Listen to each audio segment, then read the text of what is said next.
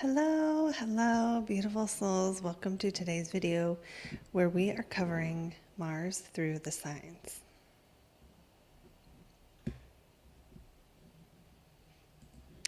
So today we are covering Mars through the signs. We are going to go over Mars in the signs.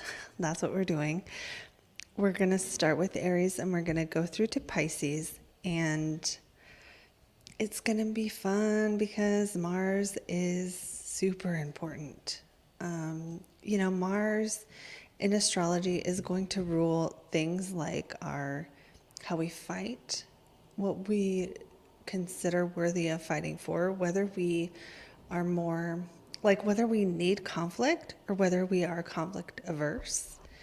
And for those of you asking for what your Mars means in each sign, that's not what I meant by questions about your Mars sign, because I cover Mars through the houses and I cover Mars through the signs. So I won't be doing personal answers for what is Mars in this sign in this house. To do that, you need to actually book a private reading. So I'm actually just going to take this off because it's being misunderstood. Okay. So today it's Mars through the signs. And Mars rules how we fight, how we say no, our aggression, our passion, our action.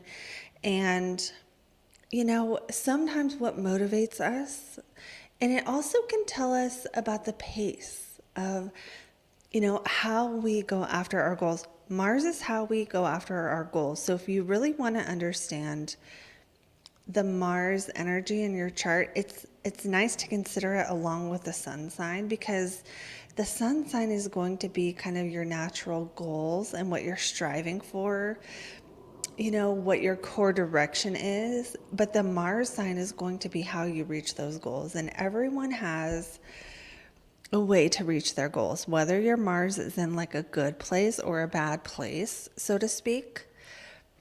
There's still a way for you to reach your goals. So we're going to talk, when we go through the Mars signs, we're going to talk about how you, based on your Mars, you're going to naturally do that, and what aspects are going to be more challenging for you and what's going to come more easily to you.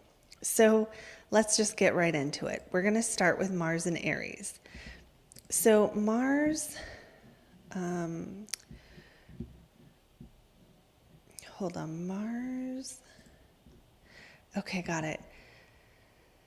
Mars rules Aries, which means Mars is at home there. Mars is going to do conflict well. So remember that just because a planet is in its home sign, it doesn't mean this planet is going to function positively for you all the time.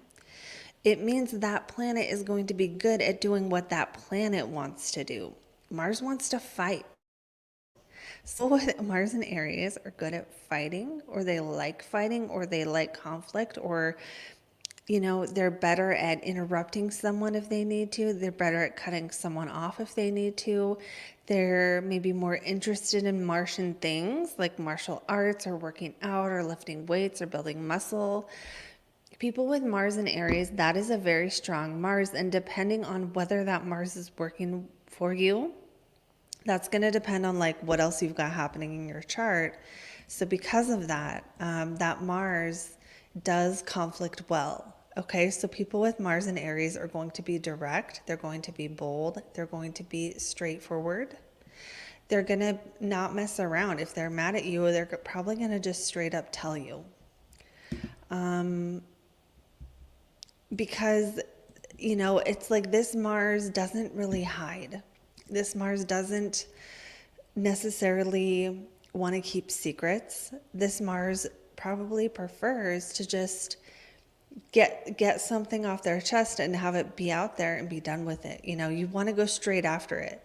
So this can be really good for just getting stuff done because you just want to go straight after it. It can be good for, like I said, when you need to sometimes you need to be able to cut someone off or disagree, or tell someone what to do or give someone orders. These are all things that you need to do when you have a good Mars. Hold on. Yeah, so when you have a good Mars, you can do all these things. So Mars and Aries can do it. Now, does everyone always like that? Not always. It just depends. But usually this Mars is going to have high energy. They're going to be able to cut through obstacles. Cutting through obstacles is the thing you see a lot when you're like trying to Google Mars and Aries. You just cut through the BS. You go straight for it. But you can also make decisions really quickly. And sometimes the challenge with any planet in Aries is going to be maybe being too fast. Because, and what I mean by that is like making a quick decision without a lot of deliberating. Mars in Aries isn't necessarily going to like deliberate or sit around and think about what they're going to do. They're just going to go do something. And that might be the right thing or it might not be. So being too hasty would be one of the challenges for Mars in Aries. Also, Mars in Aries can lose their temper. But usually if they blow off steam, they're just going to be over it. It's like they'll have a burst of anger followed by it dying down or followed by being totally exhausted. So when we're talking about like the pace of how you do things, Mars and Aries can like have that burst of energy and then it just falls flat. And so the way to work with that for Mars and Aries is to just go with that energy and know that's your natural rhythm. You're going to just have that burst of energy and then it'll die down. So the thing to know about that is, you know, I think of Mars and Aries as being good like leaders or preferring to work on their own or at least having some kind of job or life situation where you can sort of move with those natural rhythms and do things when you are inspired and kind of start things when you want to, and maybe even have other people like finish those things, because it's like with Mars and Aries, there is that natural rhythm, right? Of like the burst of energy followed by losing steam.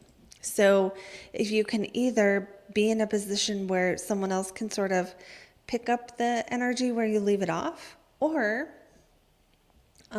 just knowing this is your natural rhythm.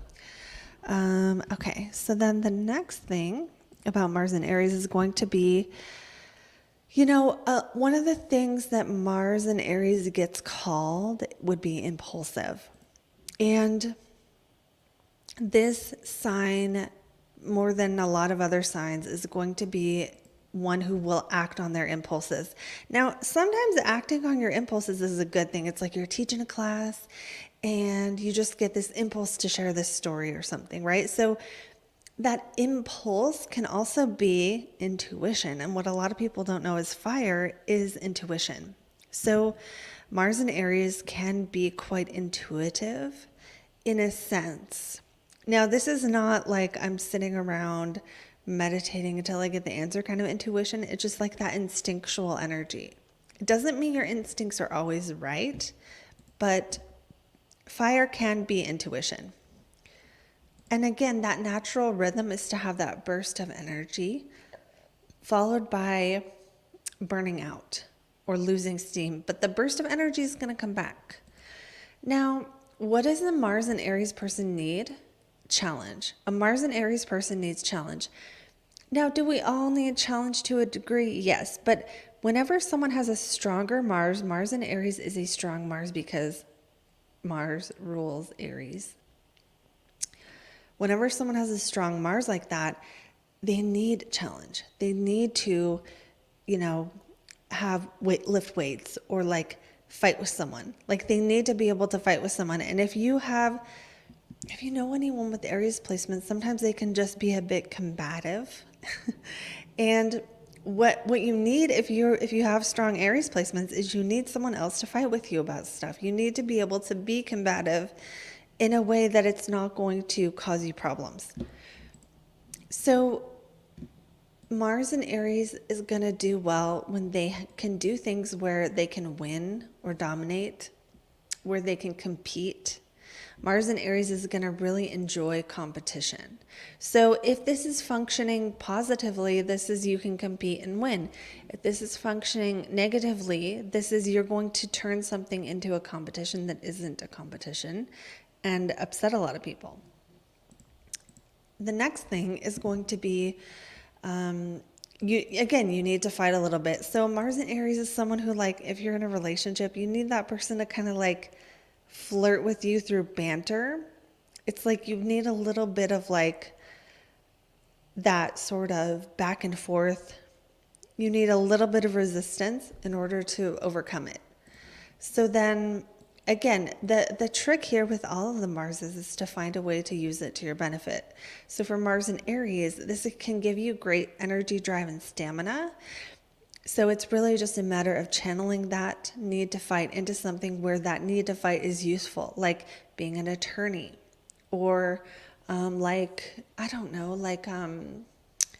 what else would it be? Being an attorney, or being an actual fighter, or again, like working out where you're like lifting weights, or you're like using that desire to fight, to have something to push against in a way that benefits you and makes your life better. Okay, so then sometimes you can be hot-headed, okay, because Mars is heat, Aries rules the head, so literally this is a hothead. But again, once you blow off that steam with this Mars, you're fine. There can be this directness and straightforwardness with this Mars that it's one of those things that some people aren't going to like, but then other people are just going to love. You know, some people are going to appreciate that you can cut through that BS, or that you can like just handle stuff and it's happening right now. Other people are going to hate that. It depends on their energy. So I wouldn't, I wouldn't say this is necessarily a good or a bad Mars. I would say this is a Mars that can get shit done. And remember that when a planet is in the sign of its rulership, it's good at doing the thing of the planet. So Mars in Aries is going to be good at fighting back, defending themselves or others, arguing. You know, if you get sued, Mars in Aries, you'll be capable of being like, no, you can't sue me, you know, like Mars in Aries won't just back down, or won't just be steamrolled by other people. So it's good for that as well. And yeah, so overall, I would say there is that directness and straightforwardness, and Mars in Aries, their way of doing things is going to be act first, think about it later. And this is really, really, really good for bulldozing obstacles. And just sometimes you're going to look back on it, sometimes you're going to realize something after the fact, like you're going to do something and then reflect on it later. So my Mars in Aries, you guys let me know in a comment if that resonates, and we're going to go on to the next Mars, which is going to be Mars in the sign of Taurus. So for Mars in Taurus, now let me just check out. I'm going to pull up the chart of the moment because I think Mars is in Taurus, isn't it? Yeah, Mars is actually in Taurus right now at the time of filming this video, but you could be watching this anytime after the fact. So Mars in Taurus, in terms of the person who has this in their chart, is going to be, they can do conflict, but might not always get what they want, or sometimes their anger gets a little bit displaced. Now, to understand, Mars is in detriment in Taurus. What does that mean? It's opposite the sign of Scorpio that rules it. Now, some people, and I used to think that the modern rulers changed everything. So let's talk about rulership for a moment. In traditional astrology, which is like super old, every planet rules at least one sign, if not two. Now, people who are modern astrologers have the viewpoint that when we discovered Pluto got assigned to Scorpio, so now Mars doesn't rule it anymore. I don't have that perspective. I think that the traditional rulers are still valid. I don't think anything will ever replace the beautiful system that traditional astrology is. So that is my opinion. So if you watch modern astrologers, they're going to say Pluto rules Scorpio, Mars doesn't. That's why. And what does this have to do with Mars and Taurus? Well, a planet is in detriment when it is opposite the sign of its rulership. Because Mars rules Scorpio in traditional astrology, that would mean Mars in Taurus is in detriment, which means it's a challenging place for Mars to be. But it has triplicity dignity. Triplicity dignity is when a planet is in an element that it does well in. So Mars is of the night sect in astrology. There's a day sect and a night sect. Mars does well in water signs and earth signs because it's in the night sect, planets in the night sect. This is getting complicated. I didn't mean for this to get complicated. So what does that mean? Mars is in detriment in Taurus because Taurus slows down Mars and makes it kind of lazy. It doesn't mean everyone with Mars and Taurus is lazy. Taurus doesn't want to, it's not like Taurus doesn't want to work hard. Taurus wants to work hard. Mars and Taurus wants to work hard to enjoy the things. And I'm reading my notes here. Every single Mars and Taurus I've ever met says it feels like it takes forever for them to get moving when it comes to their goals.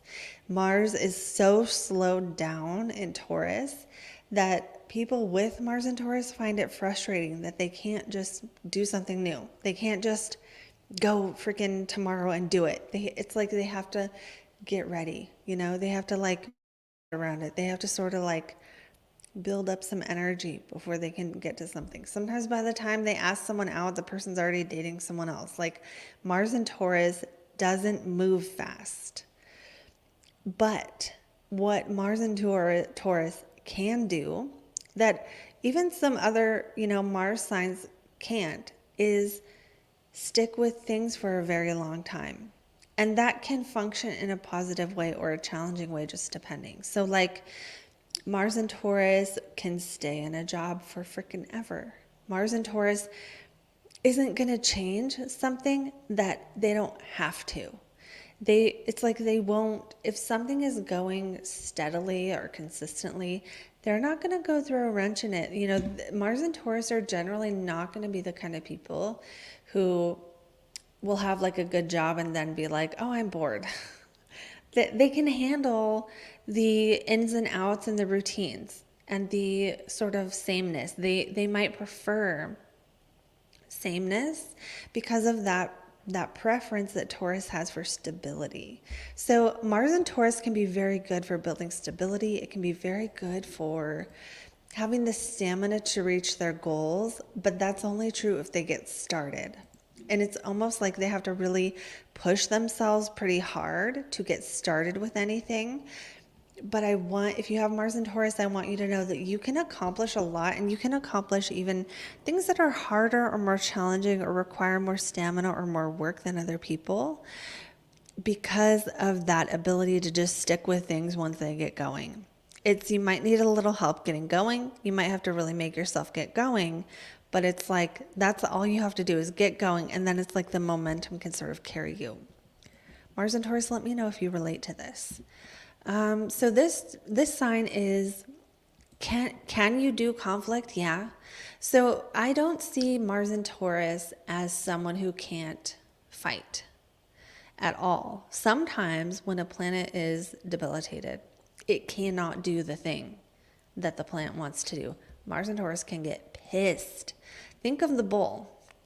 Think of how a bull is just like chilling. It doesn't really do much until you wave a red flag, and then it's on and you better watch out. This is how a Mars and Taurus person gets mad. They will be fine until something pisses them off. And then you need to watch out because it is, whew. So the good thing for the Mars and Taurus person, though, is that once that anger is released, just like the Mars and Aries, they're fine again. Now, the person you got pissed at might not be. That's the only problem here. But the anger of Mars and Taurus people is a lot like the bull, where they're usually fine. They're usually not mad. They're usually very, very easygoing. But the few things that they will get mad about, you just need to watch out because they will get very, very mad. Okay. Another thing too is that the rhythm of how you reach your goals when you have Mars in Taurus is steady and plodding along. Taurus is really, to me, like the slowest sign in terms of motion because it's fixed earth, right? So earth is like mountains, and fixed earth is like a mountain. It's not technically, mountains do move, right? If you think of like glaciers and stuff, but that shit takes forever. That is how that is how you Mars and Tauruses do. This does not mean you walk slow or you can't like do stuff. I mean, if you're like a Mars and Taurus who is a waiter or something, it's like, it doesn't mean you're gonna be slow at everything you do. It means when you're trying to go after your goals, you're not gonna be rushing out to do it. You're not gonna be the one who's like, let me start right now, right? You might have to really push yourself or get some help to do things really fast when you need to. You might feel rushed. Mars and Taurus doesn't really like feeling rushed. It doesn't mean you can't work in a fast-paced environment if you need to, but Mars and Taurus is probably going to prefer work or a life that you can just like, water the flowers if you need to, or like go along and do your little thing. Okay, so then what else? For God's sake, do not mess with their family. That's what I wrote down. I wrote down, this person will value their home and comfort, and for God's sake, do not mess with their family. Like I said, you can do repetitive jobs or work long hours. You can stay in the same job for years. You have endurance. This is not always the person, you meet people who are like, I have my job and I want more, I'm bored. Mars and Taurus, usually you don't hear them saying that. They might want more in a way, but you don't usually hear them saying they're not happy with a regular job. Usually they're okay with it if it brings them the security they need. They're not really like the one who's like, I want to be the manager as soon as possible. Like the Mars and Taurus person usually doesn't want to be the manager. They just want to go along and, keep on keeping on. Because they're motivated to have enough. So I didn't write this down, but I was thinking about it. If you are hiking with someone, I should do this for all the Mars signs. But if you're hiking with someone and they're a Mars and Taurus, they're going to just slowly go one step at a time. They're not going to go super fast and burn out.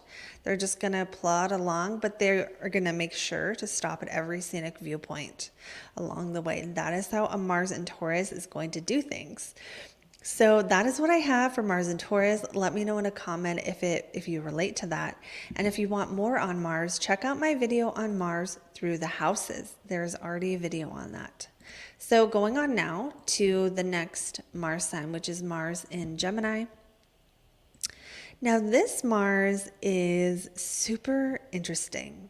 And the thing about Mars in Gemini, if we're considering the pace of how you accomplish your goals, Mars in Gemini is quick and going in all directions at once. So it's like, multitasking is a huge positive quality of Gemini placements, and Mars is no different because Gemini is about duality. It's the sign of the twins, and it's air, so it wants to go fast, and it's curious, so it wants to get an experience of this and an experience of that. It wants to kind of do a little bit of everything. So Mars in Gemini, the thing is, I would say Mars in Gemini doesn't really want to fight as much as to learn stuff. Mars in Gemini wants to share information.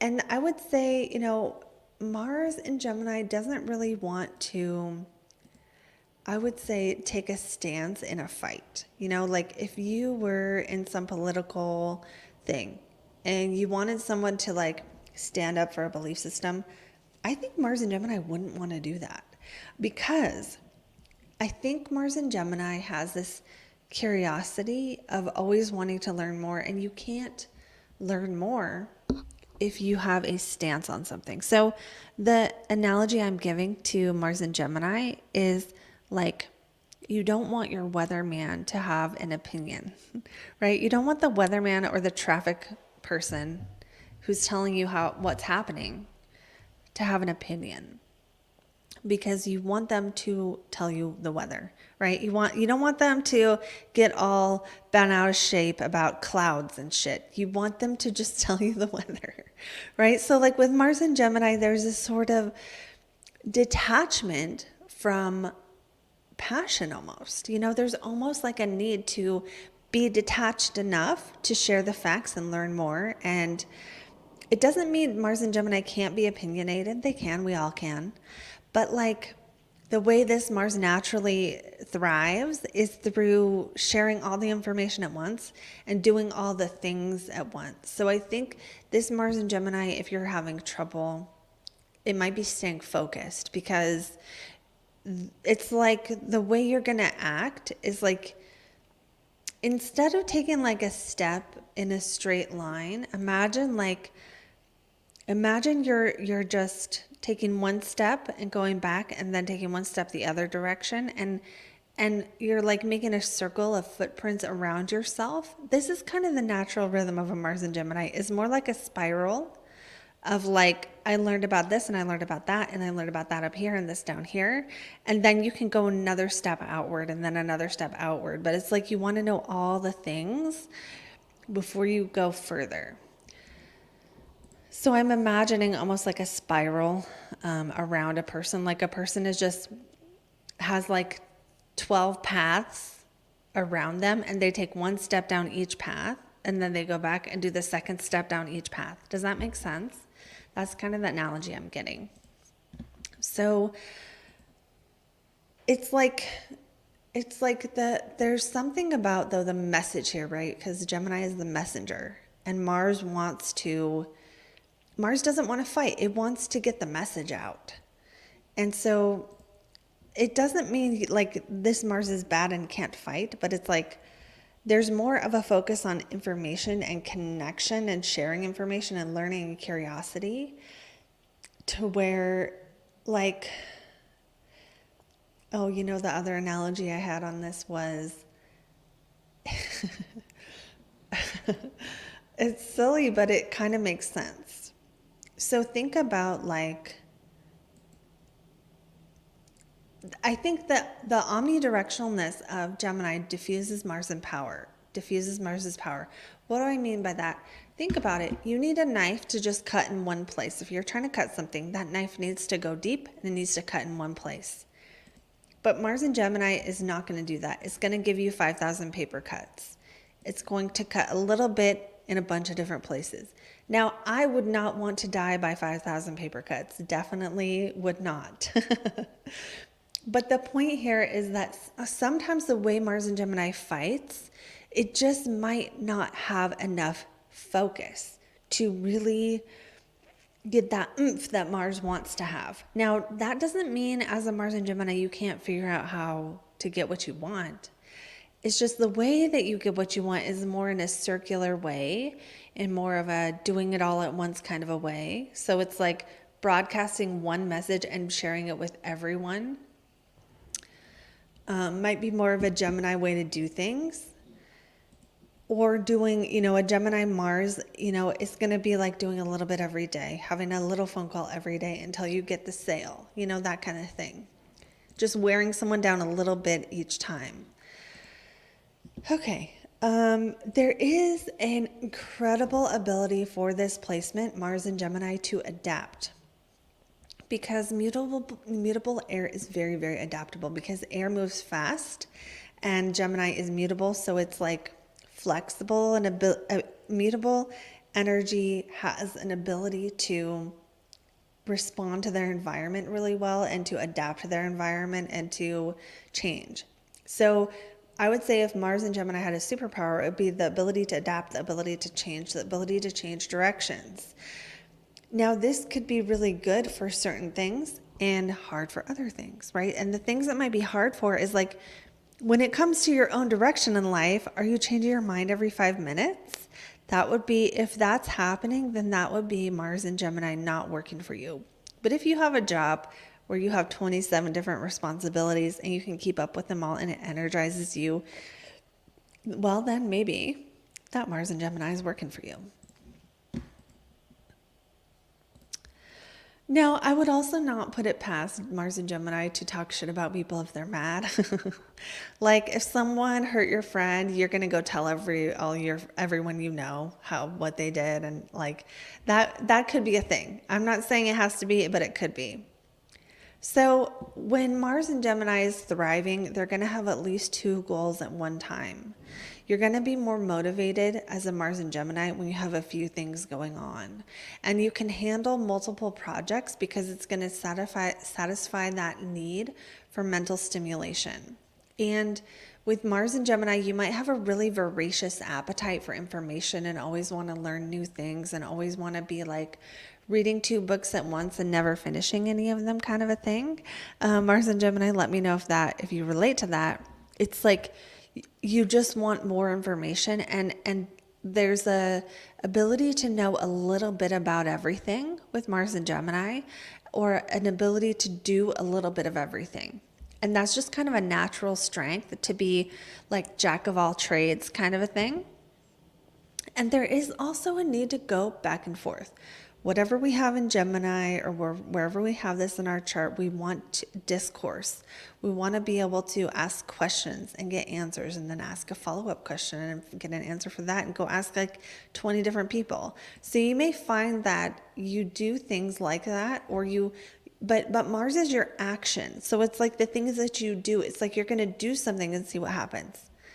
And then you're going to do it again and see what happens. And then you're going to do, like, there's a natural rhythm here of like, try this, see what happens. Try this, see what happens. Try this, see what happens.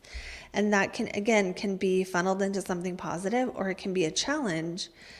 If you're trying to make ground on something very specific, it can be a challenge if you keep going back and forth.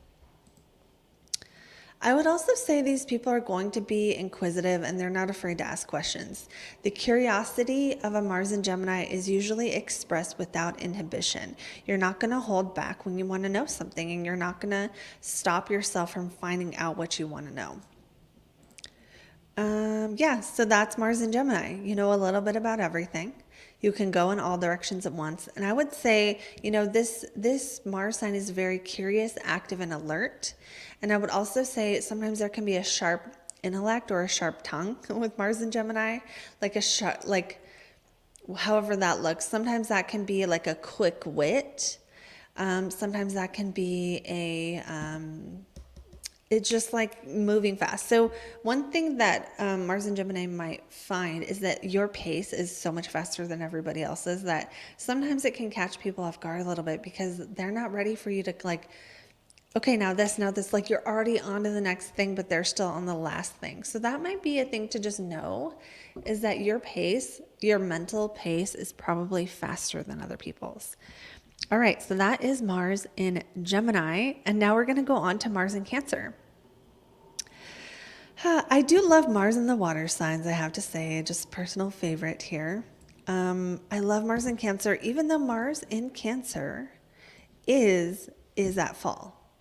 Now, why is Mars at fall in Cancer? Well, because it is opposite Capricorn. Mars is exalted in Capricorn. Why? So that means it's sort of like the so-called worst place for Mars. Keep in mind that doesn't mean you have a bad Mars if you have Mars in Cancer. We're going to talk about what the good sides are to this placement. The good sides of someone with a Mars in Cancer is not their ability to fight, okay? It's other things. And that's a lot of the Mars signs that are like debilitated or at fall. They're actually really nice people to be around because they don't like conflict. So I always appreciate being around Mars in Cancers or Mars in Libra, because they're not going to just start fights over nothing. They're going to be easy to be around, and they're going to not, there's just an ease. Even Mars and Pisces, there's an ease around these people. So back to Mars in Cancer though. This Mars is protective. This Mars is nurturing, it's caring, and it's intuitive. What does Mars in Cancer want to do? It wants to take care of you. And when you are taking care of people, You are concerned about how they feel. You are not fighting with them, right? And the reason why Mars in Cancer doesn't want to fight is because Mars in Cancer is motivated to respond to the emotional needs of other people. So this is amazing in professions or situations that require closeness, that require emotional connection, that require diffusing conflict, that require caretaking or just being kind or being, good to people or making people feel taken care of. Mars in Cancer is kind of like bartender energy, where it's like you could be the biggest piece of crap ever, but you go to the bar and everything's okay. Now, I know every bar isn't like that, and I'm exaggerating for the sake of the example, but it's like you could have just got drunk and run your dog over, right? And then the bartender's going to make you feel better. They're going to make you feel like everything's okay. If they're a good bartender, there's that feeling of like, it's okay. You're okay how you are. That's what a good Mars in Cancer is going to make people feel, like they're okay how they are. Now, if this is not functioning well for the Mars in Cancer person, the Mars in Cancer person could get sidetracked a bit from their own goals by the needs of others. Now, that doesn't always show up in like their life direction or their day or, their life direction or their day. It might show up in, that's what I meant actually, gosh. It might not show up, like it's not like if you have a Mars in Cancer, you're going to go quit your job to take care of somebody. You could, but it might show up in more the day-to-day stuff. Like I wanted to eat barbecue, but my partner wanted to eat teriyaki, so we got teriyaki or whatever.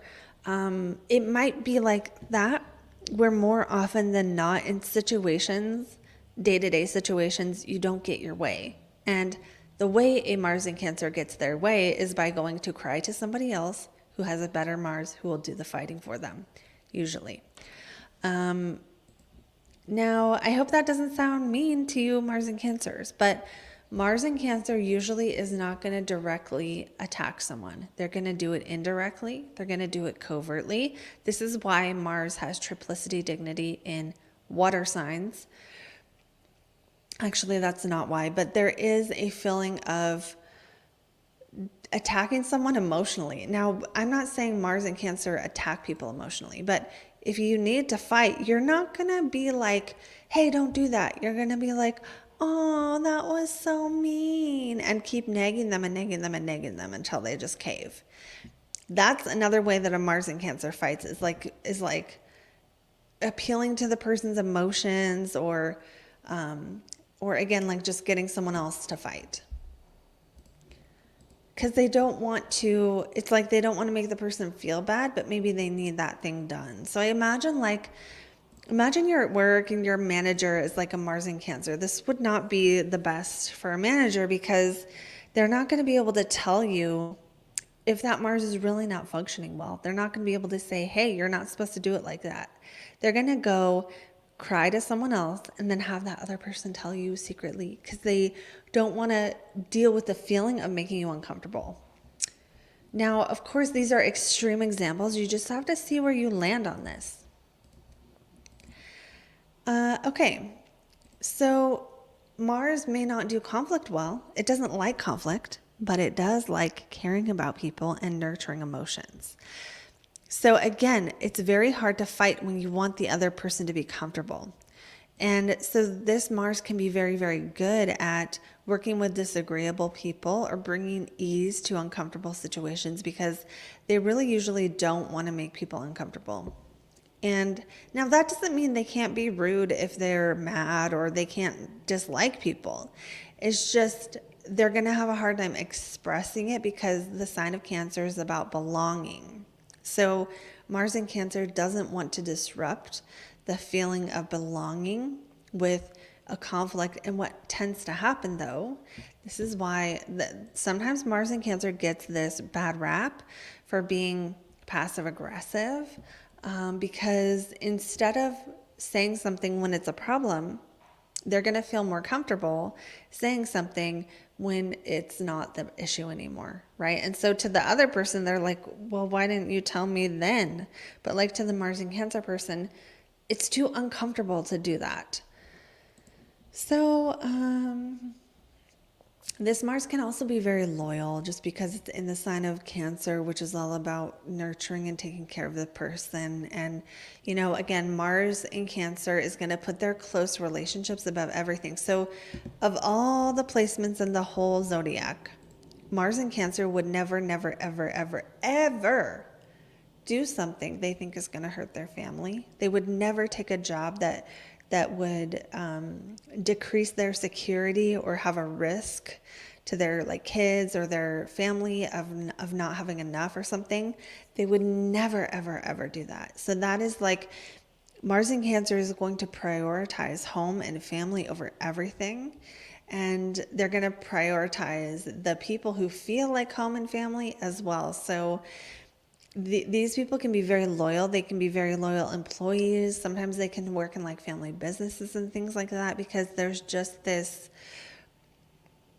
dependability and loyalty you can see. Now, not every single Mars in Cancer might have as high of a loyalty to every single person, but if they value your close relationship with them, then they will be.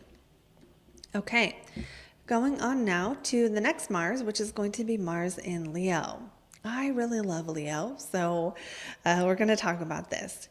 Now, even though you think, oh, Mars in a fire sign is going to be so good, this Mars it's like in the middle in terms of its ability to fight or ability to do Mars things.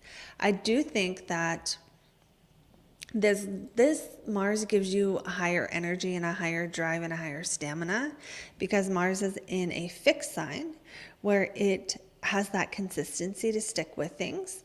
It has the consistency to keep showing up, and it has the stamina and drive to like take action on their goals and to really like put it all out on the table. You know, Mars and Leo placements in general are really good at engaging with life because Leo's opposite the sign of Aquarius.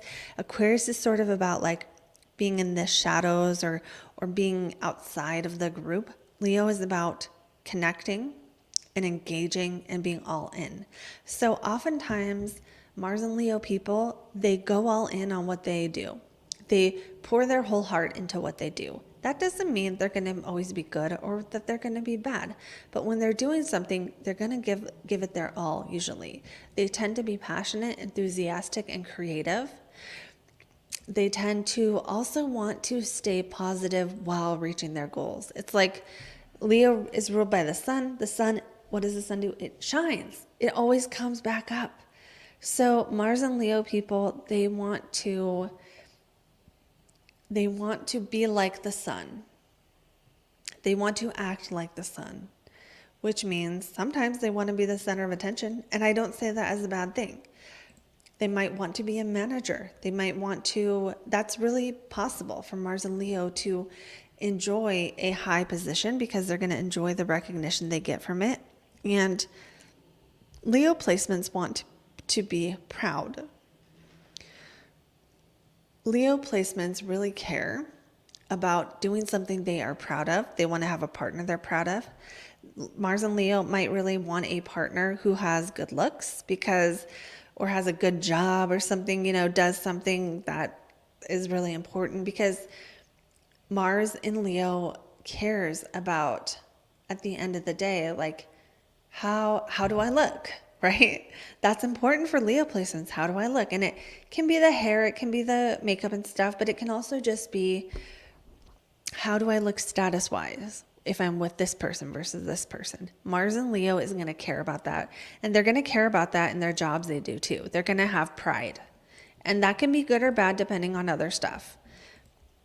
But it's not inherently bad. I think sometimes Leo especially gets a bad rap for being like vain, but not every person with Leo placements is fake. You know what I mean? Sometimes they are doing something they take pride in. Sometimes they're going to be a police officer. Sometimes they're going to be in a marching band or do something else where they get to wear a uniform or they get to have a certain amount of importance.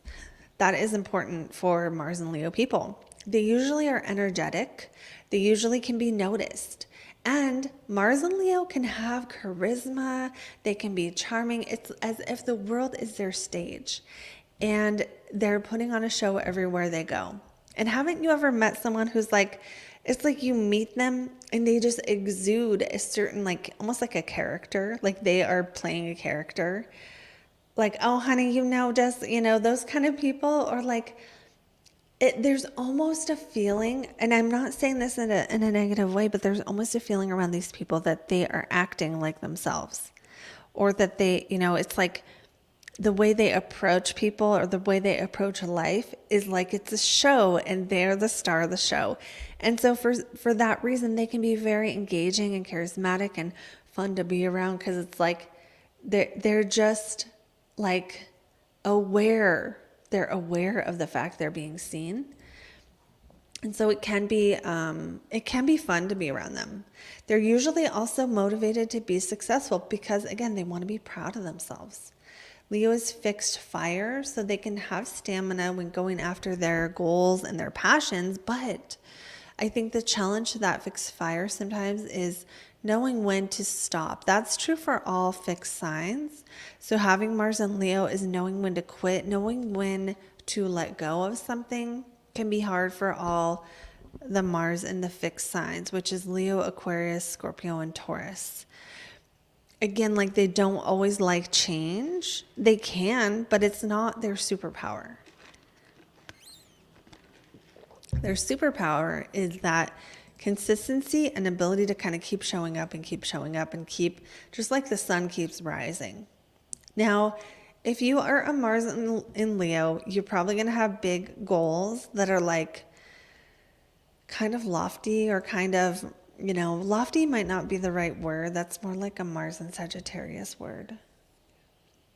Mars and Leo is big goals, and you want to outdo people. You want to kind of shine up more than other people, or you want to be, if you're like a salesperson, you want to make the most sales. And so I would say this is a competitive Mars, and I wouldn't say that's bad, but sometimes when you're so competitive, it's like, what are you doing it for? If you're a Mars and Leo and you find yourself being that competitive, it's like, is what you're doing really what you want to do, or do you just want to beat someone? It's not bad to be competitive when you are in a competitive field, but that competition needs to be channeled into something positive, or you can have personal problems. Now, sometimes Mars and Leo is going to enjoy the spotlight or work in entertainment or leadership. Not always, though. That's where we get into what house Mars is in. If Mars is in the 4th house or the 12th house or the 8th house, not so much on the spotlight. But it kind of depends on some other things, like what house it rules. Now, again, this Mars does place a lot of value on looks. So that is their own looks, or their partner's looks, or like how their home looks, how their Instagram looks, how their kids look when they go out. Like, there is a lot of importance on what things look like. Now, if they love you, they want to either help you look good, or they want to show you off, right? Same with Mars, same with Venus and Leo, especially Venus and Leo people are the people who are constantly putting pictures of their partner on their Instagram. It's like, look how hot my partner is. It's like, that's how they show that they love you. Okay, so a well-placed Mars and Leo who's like, this is functioning the best. This is going to be a passionate person who cheers you up while working toward their dreams. And that is like the best, I think, of a Mars in Leo. Okay, so we're going to go on to Mars and Virgo. I'm going to have a drink here and say hello to everyone in the comments. All right, so we have Josh and Omar are here, Robin's here, Chris is here, Indigenous is here, Mars and Scorpio. Don't be cluttering my feed with Vedic stuff, because that's just going to confuse people. Since I'm not Vedic astrologer, it's kind of off topic. Kango says Mars in Gemini's third house. My words can hurt people if I'm angry. Yeah, that's true. And then no one is here. Hello, no one. All right. So hey to everyone else who's just jumping on. We just finished Mars in Leo, and now we are going to Mars in Virgo. All right. So Mars in Virgo is actually, I think, an all right Mars. I think that some people might think it's not because of the perfectionism of Virgo, but I really think this is a good Mars that you can really work a lot with. This Mars has triplicity dignity because it's Mars in an earth sign. So Mars has triplicity dignity in the earth and water signs. So if your Mars is in a earth or water sign, that means it just, your ability to get things done is more naturally easy or positive. That's the overview. Now, this Mars in Virgo, can be organized, analytical, and practical. And honestly, this Mars just has this desire to strive for excellence. You know, this Mars always wants to improve. It always wants to do better. And so it's really common for Mars and Virgo people to know how to do a lot of stuff. That mutable energy, that ability to adjust, and Virgo's desire to help and be of service. This Mars wants to help people get things right. This Mars wants to, be of service to you, wants to help you. If they care about you, they're going to do stuff for you. They're going to do acts of service. They're going to clean something for you, or they're going to go take care of something or cook you something or something. This Mars can also be really patient, right? Because even though it's mutable, I feel like it has the best of a couple things, right? Because mutable energy sometimes is too fast for Mars, because Mars, I know that's not what I mean.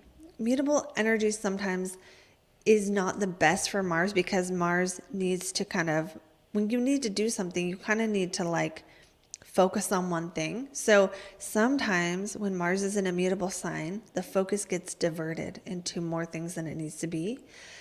But because Mars is in an earth sign, it tempers this. And so it's you get the best of the flexibility of the mutable, and you get the dependability and the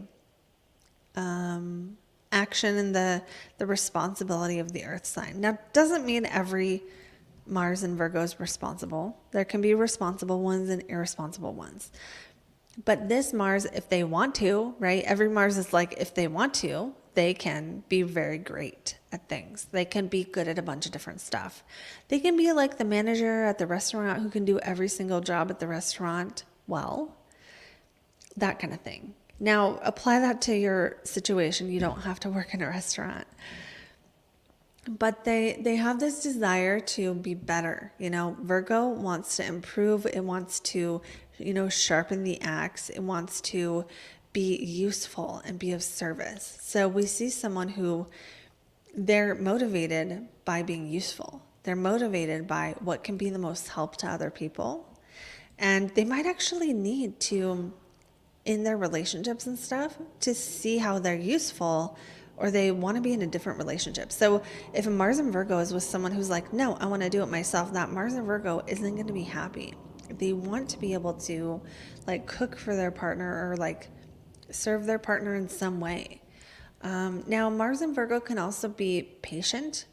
They can be good with details, and they can be good at being accurate. Now, when it comes to planning the next steps, or making a plan for Mars in Virgo, they're going to do really, really well at being planned.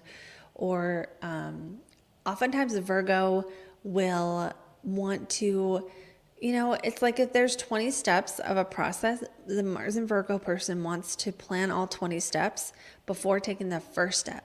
This can be where Mars and Virgo gets itself in trouble a little bit. In those situations that can't be planned, Mars and Virgo might have a tendency to feel uncomfortable or not ready if they don't have a plan. It's Mars and Virgo doesn't want to just wing it. and they do not want to work in a situation where they just have to go with the flow. They're not going to want to work in chaos. If they do work in an environment that's slightly chaotic, they're going to want to bring order to it or routine to it. And yeah, usually Mars and Virgo is going to be good at like the consistency when it comes to everyday stuff like chores or paying bills on time or all the other regular everyday parts of life, as long as they want to do it. And again, they need to be of service. They need to feel useful. And sometimes this Mars might enjoy being busy. They might enjoy just like doing things that aren't always like super, I don't want to say important because I don't want to negate anything that's important to someone, but they might like, be the kind of person that wants to move the fridge and clean out from behind it. Like that's important, but it's like, they might also, like if they have a trophy collection, they want to polish all the trophies. I don't know who the fuck has a trophy collection, but this is just what I'm imagining with Mars and Virgo is like, you're polishing the trophies or you're doing some routine repetitive thing that doesn't have to be done, but it's like by doing those routine repetitive things that feel cleansed or purified, right? Because Virgo is the virgin, that's the archetype, and it's like that's the symbol of Virgo, and that really represents the purification. It's not about like actual virginity, it's about purifying something so it's clean or it's the most pure form of that thing, right? So some Mars and Virgo people might really like dieting or fasting or nutrition or other things like that, where they're feeling like they're getting that purification in that way. But others, they might find that they just need a good cleansing of their whole house every year, or they like to, clean the little crevices out of their car. Or you may find that Mars and Virgo have these certain routines that they prefer, or if you're a Mars and Virgo and you're really unhappy, just do some detailed cleaning. It's probably going to just make you feel better. There is a high ability with this placement to handle details, to work with details, to do spreadsheets and like really focus in on details or things that are meticulous. This is not always going to be the details of a spreadsheet. It could be, but it could be the details of, cutting meat or something. Like, sorry for the vegetarians out there, but it's like, maybe they can cut meat in that perfect way and get like all those details right. So remember that details can be any field that you do.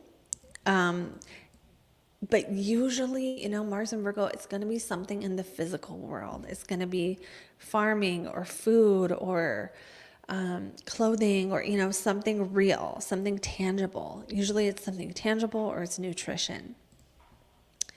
And there's also a potential, again, for Mars and Virgo to have a harder time with things that don't have structure. Not always, but they might feel like it's more of a challenge when there's not a structure or process to follow. They might want a checklist for something that doesn't really need a checklist, but it just makes them feel more comfortable when they have like a structure or a routine. Not always, but sometimes.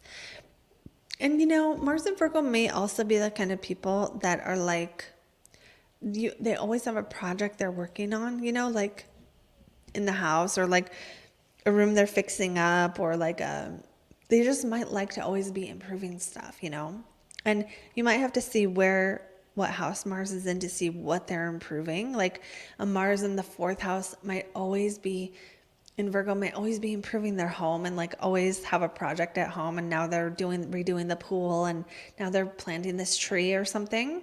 But like if it's in the 10th house, well, maybe you work in a job where you're always fixing something, you're always updating the spreadsheet or like fixing it or up-leveling it or repairing it or fixing it or something. I said fix and repair like 3 times. Okay, I think that means we're done. The goal for the Mars and Virgo, though, is going to be they really like to do stuff right the first time. That's going to make them very happy. And a Mars and Virgo might get frustrated either in 2 situations. One, in a situation where they know how to do the thing right and they're not allowed to, like at work or something. that's going to frustrate the hell out of them. And they're going to be like, if you had listened to me the way I wanted to do it in the first place, that's just, they're not going to like that. If they can't fix things or do things right for some reason, like they have a manager who doesn't let them or something. And 2 would be if they want to do something that is requires a little bit more trust and a little bit less planning, and they don't do it because they can't figure out the plan. This is going to be another way Mars and Virgo can kind of trip itself up. But otherwise, I like this Mars. I think it's quite good. Okay, going on to Mars in Libra. For Mars in Libra, we have this Mars is, this is another Mars I love being around because they are considerate, they are diplomatic, they are harmonious. This Mars is technically in detriment because Libra is opposite Aries. Aries is the ruler of Mars, one of the rulers. So because Libra is opposite that ruler, that means Mars doesn't do so well in Libra. So remember that when a planet is in detriment, that means it doesn't do well at doing Mars things, but it can be very, very good at other things. So just remember that every planet has strengths and weaknesses, and what makes it in detriment or, exalted or whatever is whether it can do the thing of that planet well, which means Mars and Libra don't like to fight. And you guys know that. My Mars and Libras know this. Mars and Libra struggles a lot with fighting and making decisions. That's why, because it's in the sign of Libra that wants balance. And Mars is imbalance. Mars cuts through the balance. Mars cuts through the harmony. Mars causes a conflict. Mars is the bull in the china shop and Libra is the china shop, okay? So Mars doesn't want to fight when it's in Libra. It wants everyone to get along. It wants to, a lot like Mars in Cancer. It wants to keep the peace. But I think the thing about Mars in Libra that's maybe different than Mars in Cancer would be the weighing out of the pros and cons and the weighing out of everything, and that causing challenges with decision making for Mars and Libra. Mars and Libra have the hardest time making decisions. And they also, because they don't want anyone to be unhappy, they don't want to choose the restaurant because then, they want to make everyone happy. And sometimes you can't. Sometimes with a Mars and Libra, they need help making a decision. And they want, this is so typical Mars and Libra is what shirt should I wear? And then you say the blue one and they say, I think I'll wear the red one. It's like they just needed you to put something out there so they could respond, and they want to do the opposite. Libra placements are known for harmony, but sometimes they can actually cause discord. So this is something that most people don't know about Libra, is that Libra kind of gets this sort of, oh, everything's fine. Let's, get out the fine china. Let's make everyone happy. Gets a rap of being like that. But Libra can be just as disagreeable as anybody else. They can sometimes just want to throw a wrench in things. So Mars and Libra could be very diplomatic and oh, let's all get along and want to make everyone happy. It could be just as difficult and cause just as much dissension and chaos and discord by feeling like when they do this, they feel like they're balancing the scales. If they feel like, oh, you're being too something, you're being too happy, they're going to want to make you, that's not really right. If they think you are you don't like someone who they like, if you're oh, I really don't like this person, I think they're bad because of this, they're going to be well, what about this? They're going to do that, which is usually not what the person wants when they don't like someone. But this is how, that Mars and Libra, by their desire to bring balance, it can actually bring discord, if that makes sense. Mars and Libras, let me know if you can relate to this. So there is still a focus on harmony and connecting with people, but that makes it hard to fight because you want everyone to get along. It's you don't want to rock the boat with Mars and Libra, or like I said, You think the boat is way too steady and it needs to be rocked, one or the other. Now, again, you can struggle making decisions because of that. Libra is the scales, and it's like, should I do this or should I do this? This is when Mars in Libra is not working for you. You can end up getting in this stuck place where it's like you have a decision, and like years later, you're like, should I do that? It's like it doesn't ever get resolved. It's just lingering. Now, another way Mars in Libra can kind of have challenges is they will do something for you expecting something in return. So there's this viewpoint of everything should be fair with Libra, and nobody else thinks like this. So what happens, and this happens in consultations where I have just these lovely, wonderful clients who will, a Libra client is someone, just a Libra is someone who will say, I give and give and give and I never get back. And it's like, okay, maybe we could try a different approach. Maybe we could try, it's hard for the Mars and Libra person to ask for something too. So it's like the idea of just saying, hey, I did this for you so that you would do this. It's like the other person doesn't always know you're waiting for them to do it back. That's the thing about Mars and Libra. That's the thing about Libra that can struggle, is that you think in your head that like, oh, I gave you $10, so you're going to give me $10. And the other person's just like, thanks, see you later. So that's something to keep in mind as Mars and Libra, is that viewpoint of everything should be fair and balanced. Nobody else thinks like that. So that can cause you some challenges, is that you're giving something and you're wanting something in return. And it's like, every interaction doesn't do that. People don't always know what you're expecting. But I still think that this Mars can be very good for a lot of things. I think that the Mars and Libra people struggle more than other Marses because of this conflict aversion. And it's like Mars and Libra still wants to get what they want, just like all of us want to get what we want. Mars and Libra will feel like they don't get what they want. And sometimes, sometimes they still do, but it's like, I don't know how else to explain it, but like it's a struggle to get what you want when you have Mars and Libra, because your natural tendency is to put the other person first.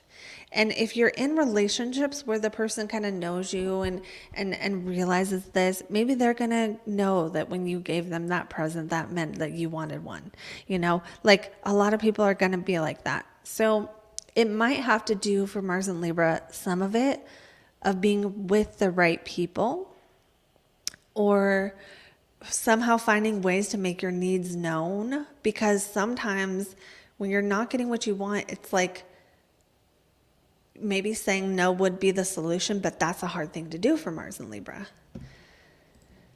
Okay, so let's see what else. The natural ability to consider the other person first can make you very, very good with Mars and Libra at relationships, in terms of making friends, or like just putting a good foot forward in a relationship, or like networking, or being like, sometimes Mars and Libra are really good people, because again, that conflict aversion makes you good at keeping the peace and having like balanced, harmonious relationships where everyone's happy, because you're kind of naturally aware of like, oh wait, this wasn't fair, let's make it fair. So that can be a good thing. So like you can do well like working in groups, working on teams of people, or networking, or like working your way up the social ladder of success, like building relationships. And the biggest thing for Libra, Mars and Libra, I think, is kind of learning how to say no, learning when it's okay to say no, learning how to make a decision, because you could just get stuck making that pros and cons list forever. And it's like, that's what is hard. It doesn't mean like you can never make a decision, but it can be hard for the Mars and Libra. Also, I do feel like mentioning the aesthetic quality of Libra in the sense of balance, right? So like art can be balance, or making really nice, like, I don't know, PDF things can be a nice balance. Like there can be that visual aesthetic, either ability to create things that are balanced, or to work with art, or to work with like negative space on a page, and to really understand some of those things. Mars in Libra might naturally care about how things look from a visual standpoint, or even the balance of like a nice perfume, or like the balance of like a nice balanced meal that has like the right amount of spicy and the right amount of sweet to balance it out, right? So the Mars in Libra balancing ability or capability can actually show up in any area of life, not just whether you can say no in a relationship. That's just a lot of what we're talking about. This is why Mars in Libra gets kind of a bad rap, is that it's so hard for the Mars in Libra person to say no, that they sometimes end up getting resentful because they feel like they end up doing things they don't want to do a lot of the time. But otherwise, I do think this is a very good Mars for relationships, relationship building, meeting people, and can possibly show up as strengths with art as well. All right. Now on to Mars and Scorpio. This one I probably have more to say about because this is where my Mars is. And it is strong. Mars and Scorpio is a strong Mars. So is Mars in Aries, but Mars in Scorpio is actually stronger than Mars in Aries, and I'll tell you guys why. Keep in mind, I am using the traditional astrology rulerships to explain this. We are not factoring in modern astrology, which would be like Pluto rules Scorpio. So for those of you out there thinking, but doesn't Pluto rule Scorpio? In modern astrology, yes. In a traditional astrology, Mars rules Scorpio and Aries. Why do I think Mars in Scorpio is better than Mars in Aries? Even though it's not just because it's mine. It's because Mars in Scorpio is also has triplicity dignity. So not only is it in its home sign where it can do what it wants to do. What can Mars in Scorpio do? Well, they can fight. Why is Mars like if you put a Mars in Scorpio person and a Mars in Aries person in a bar fight, if the Mars and Aries person was stronger physically, they might win because they just like hit you with a baseball bat. But if that were not the case, the Mars and Scorpio person might have already put something in your drink that you didn't know was there. And they would have known the exact moment to do that. And that is why Mars and Scorpio can be such a good Mars for doing Mars things, is the ability to know the moment to strike and to not be detected, to be covert, to not be seen, to not be noticed when you are trying to win. So this is why Mars and Scorpio has a sort of a like strategy is one of the themes, because Mars and Scorpio will make a strategy and they will not stop until they achieve their strategy. Mars and Scorpio people can be intense, probing, and seductive, but people don't always know this about you because it can be undetected. So people with Mars and Scorpio are not always going to seem vicious, although they can be vicious in subtle ways that are like not necessarily easy to detect, I would say. So like I'm thinking of Taylor Swift right now, who has Mars and Scorpio. And she has some pretty good comebacks. When people say things to her in interviews, she has some pretty good comebacks. And that kind of is a little bit of a Mars and Scorpio thing, is to flip the thing onto the other person, right? So like if you ask her a question, she doesn't like it. It's like you're a bad person for asking me that question, because people always say this about women, and something like that, where the person with Mars and Scorpio can sort of almost easily psychologically manipulate the situation if they want to. Now there's good things you can do with this ability, but that's how a Mars and Scorpio person is going to fight. They're either going to secretly destroy you and you have no idea it's happening, or they're going to psychologically manipulate you or other people. That's probably how they're going to fight you. They're going to be, and they're really, Mars and Scorpio people want to win. They want to win because Mars is in that fixed water. It's fixed, so it's like it doesn't want to change or give up. And it's water, so it's like emotion. But this Mars in water isn't like the warm and fuzzy, let's all get along, kumbaya kind of emotion. It's like resentful, it's like, I hate you. And the thing about Mars and Scorpio is they don't have to be hateful people. That's not what I'm saying. But that if a Mars and Scorpio person, if you get on their bad side, you are never, ever coming off. Ever. Not ever in a million years. If they really, really are mad at you, that's never going away. They're going to remember it forever. Okay, so there is also a magnetism and determination and a desire to win.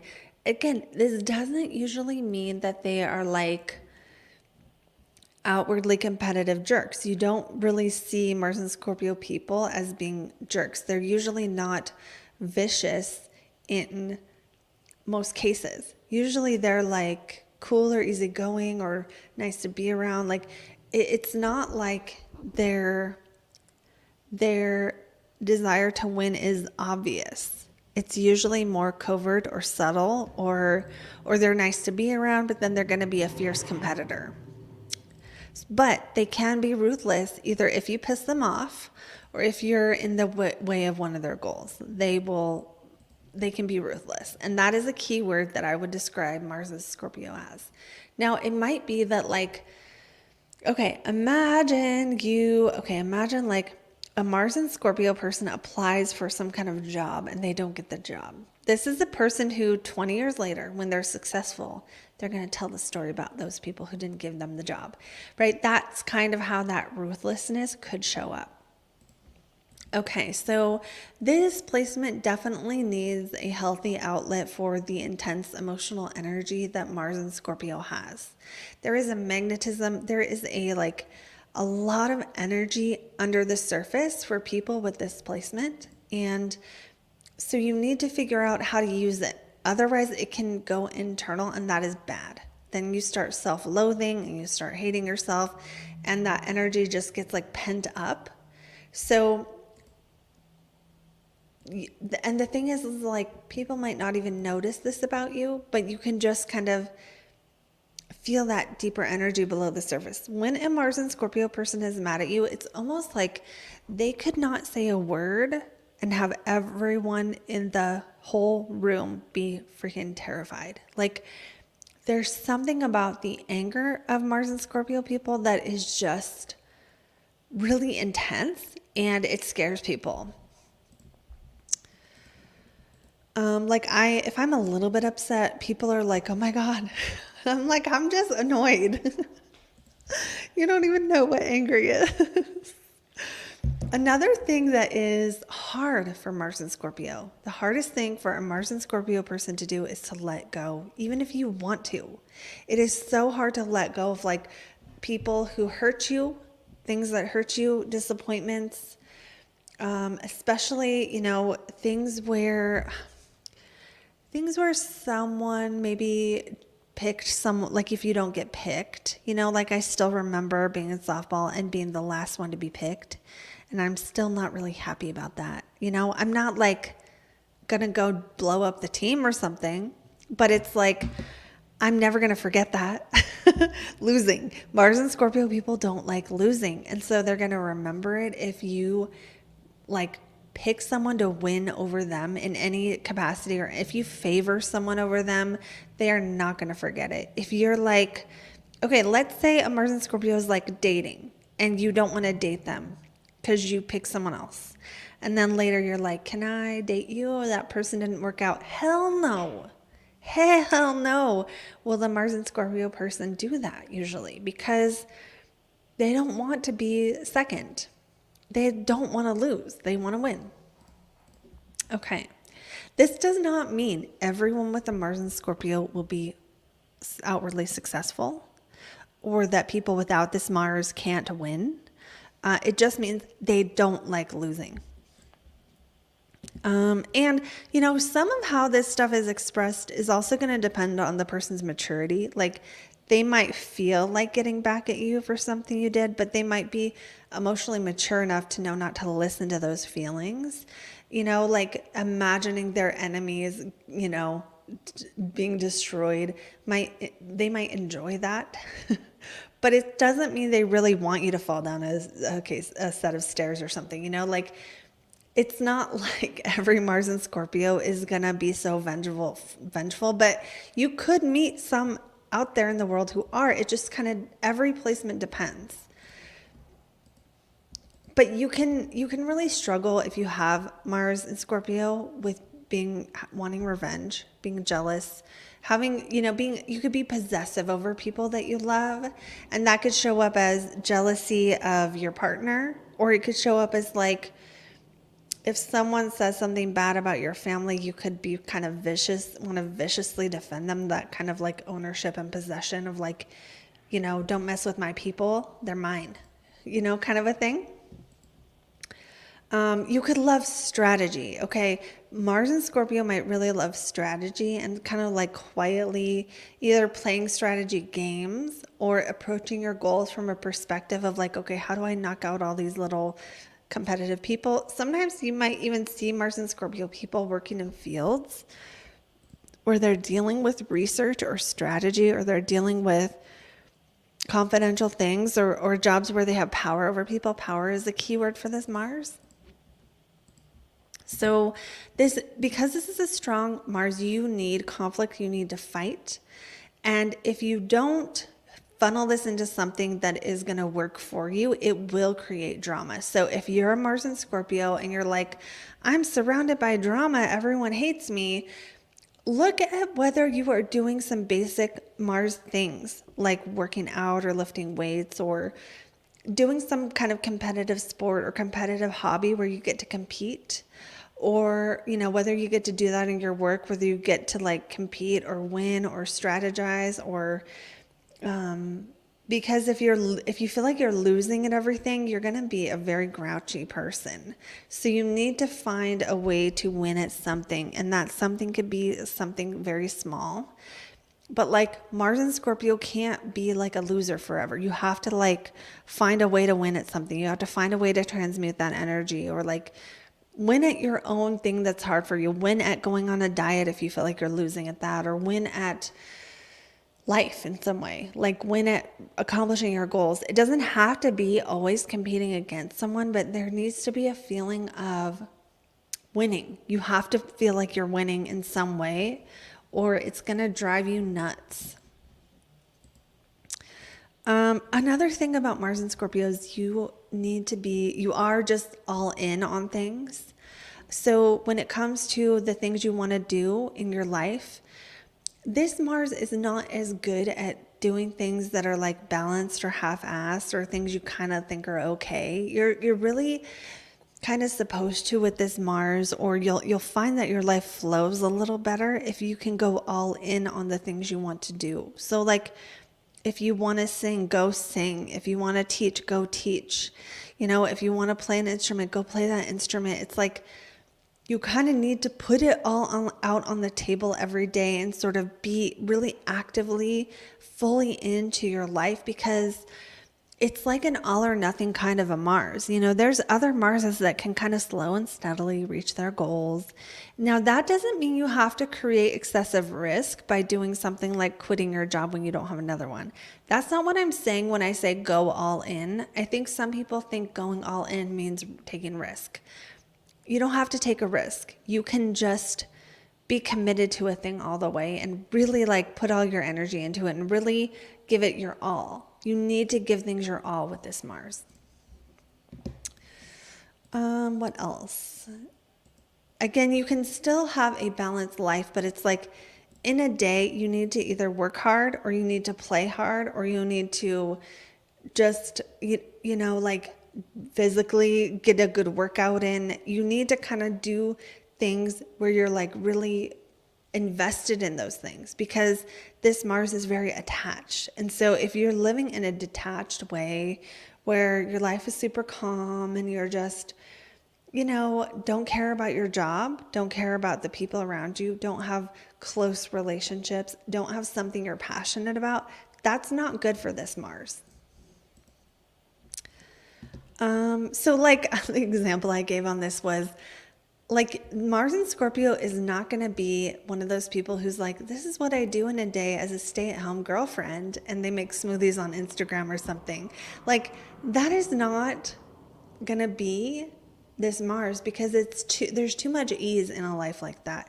There needs to be a little bit more of something animalistic, right? Because Scorpio is very animalistic. So it's like you need to tap into that extreme desire in some way. And it doesn't have to be anything bad. It can be love eating cheeseburgers. So you just mow down a cheeseburger. You know, you need to kind of give in to some of the more animalistic instincts and desires with this Mars, and that is something that I feel like no one's talking about. But this is not a Mars that's like proper and like I'm going to dinner parties.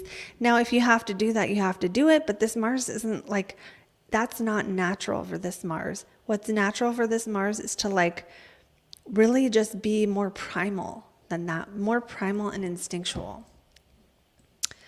Sometimes this Mars will keep their goals to themselves, but they can draw out the secrets of other people. And okay, last thing I'll say here is Mars in Scorpio can be provocative, just like Mars in Aries can. But what are you provoking? If you are a Mars in Scorpio, you need to be conscious of this. What are you provoking in people? Because if you are not conscious as a Mars in Scorpio of what you're going to provoke in other people, you will just provoke things on accident that are not good.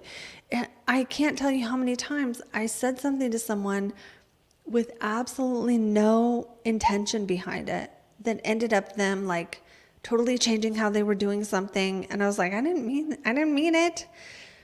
It's like, I can just provoke people like that. And I don't always want to. So when you are conscious that you have the ability to provoke things in other people, you can provoke whatever you want. I mean, I don't want to say it like that because that could be misinterpreted, but it's like, are you provoking discomfort? Are you provoking people to feel bad? Are you provoking someone to, attack you later? You know, sometimes you can just provoke people unintentionally. So you have to watch out with Mars and Scorpio that you are not hurting people, because there is a very, very sharp stinger to Scorpio, and Mars is going to be the one of all the planets that can sting the worst. And you don't even realize, because Mars in Scorpio, you might realize that you might be doing it on purpose, but you might not even realize how sharp that stinger can be when you are talking to people. So Mars in Scorpio really has to watch out if they don't want to hurt people's feelings, because there's an ability to know exactly when to strike. There's an ability to know exactly, and it's like instinctual, you know, it's like you don't even have to train. You just know if someone is attacking you, it's like you'll just know when to attack back. I'm not saying go attack people, but like the thing is that when it's someone you work with, you don't need to be going for the jugular, you know? So it's like sometimes you have to try in your personal relationships to temper that ability to sting people, even though you might not mean to. So Mars and Scorpio does have to watch out that they're not being really, really mean, because this placement can be vicious. And sometimes it can be on purpose, but it can also be on accident. So you don't want to be vicious on accident. And I hope that you're not vicious on purpose, but the thing is, if you need someone to be vicious, get yourself a Mars in Scorpio. So let's go on now to our next one, which is Mars in Sagittarius. For Mars in Sagittarius, we have someone who is adventurous, energetic, and visionary. This is someone who is going to need a big goal. Growth for the Mars in Sagittarius is the most motivating factor. So because this is a mutable fire, mutable means flexible and adaptable. So number one, Mars in Sagittarius is going to have that skill of being able to change when needed, to be able to let go when needed, and take a new approach to reach their goals. They're going to prefer being able to have the freedom to go after their goals how they want to.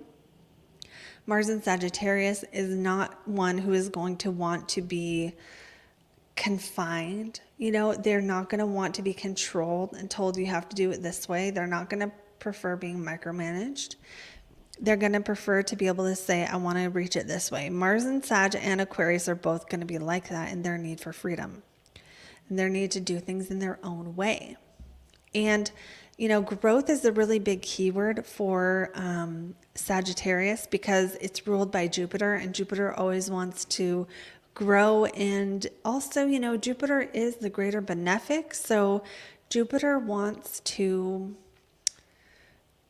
just like be good and happy and jolly and merry, and have enough and have everything good. So what does that mean for this Mars? Well, it means that you're always probably going to want more, and you're going to want better, and you're going to want to do things more and do things better. So this Mars has a strong appetite for the next thing, the next lover, the next trip across the world, the next course they're going to take. There's probably a strong appetite for learning as well. Usually this Mars has lots of energy. Usually they are in pursuit of something. They're in pursuit of the next thing. They can be risk takers, okay? This Mars in Sagittarius, can be the people who are like, I want to go swim with sharks. And you're like, shut up. I'm like, shut up at least. But like Mars in Sagittarius wants to go do the next thing. They want to have an adventure. They want it to be faster, bigger, better, stronger. So the way they're going to approach a goal is to set a really, really big one. And it might be something that's realistic or it might not. And this Mars probably is going to feel like knowledge feeds their soul, because life is about the experience for Mars in Sagittarius. It is go big or go home. And it might be for Mars in Sagittarius that a big goal, you might find that energizing. You might find that the bigger your goal, the more you feel like you're motivated to reach it. But there can be a challenge with this Mars. Now, the challenge is when you're more concerned about the future than the present and you miss what's right in front of you. So how this can be, because think about Sagittarius as the archer and that bow and arrow that's like reaching toward that long, far off destination. This Mars wants to do far away things. It doesn't want to do up close things. And what that can look like for everyone with Sagittarius placements is there's more of a focus on the goal than there is the next step. And so sometimes Mars and Sagittarius can struggle. If this placement is out of balance, this is going to look like, I want to go to the moon someday, but like not taking any steps. Like someday I want this, someday I want that. Setting these very big lofty goals, but that perhaps you haven't actually had the experience to validate that that goal even makes sense for you. So the examples would be like someone who says, I want to be a deep sea diver, but they don't know how to swim. Or like, someone who says, I want to have a shamanic school and teach people shamanism, but they've never done anything for shamanism. It's like that Sagittarius energy of feeling like you have this long, far off dream that's in the future. And if you're not careful, it's just going to stay in the future. So, and what I just thought of for some reason is on Pirates of the Caribbean, where he says, bring me that horizon. And it's like, the horizon looks so pretty from over there. And for Mars and Sagittarius who struggle with this, it's about merging that future goal with the current, and I can think of, I'm not a Mars and Sagittarius, but I'm going to tell you a story about myself that I think illustrates this perfectly. There was a time I wanted to go back to school to be a teacher, and I was not teaching anything. And I just had this goal, right? And I just didn't like where I was in my life, and I didn't know what to do. And so one of the requirements to even apply was you have to volunteer teach. Thank God they made this requirement, because that's what I mean by bringing that future goal into today and figure out what it feels like now and get the experience, because that experience is how you know whether you want to do that thing. It gets it out of that mind space. Jupiter being very nebulous, being a gas giant.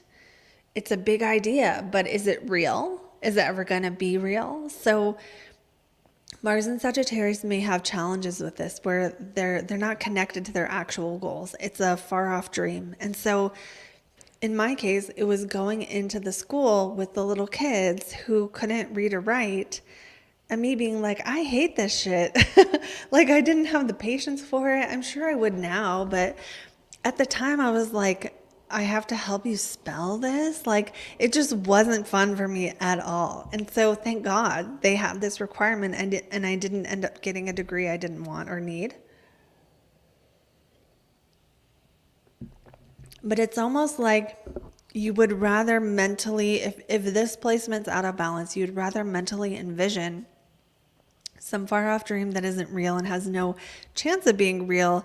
Like, that feels better than actually taking the next step. And sometimes when you're taking the next step, it's like this mundane reality of life sucks. I want to do something fancy, So it's that can be the strongest imbalance I can see with that Mars in Sag.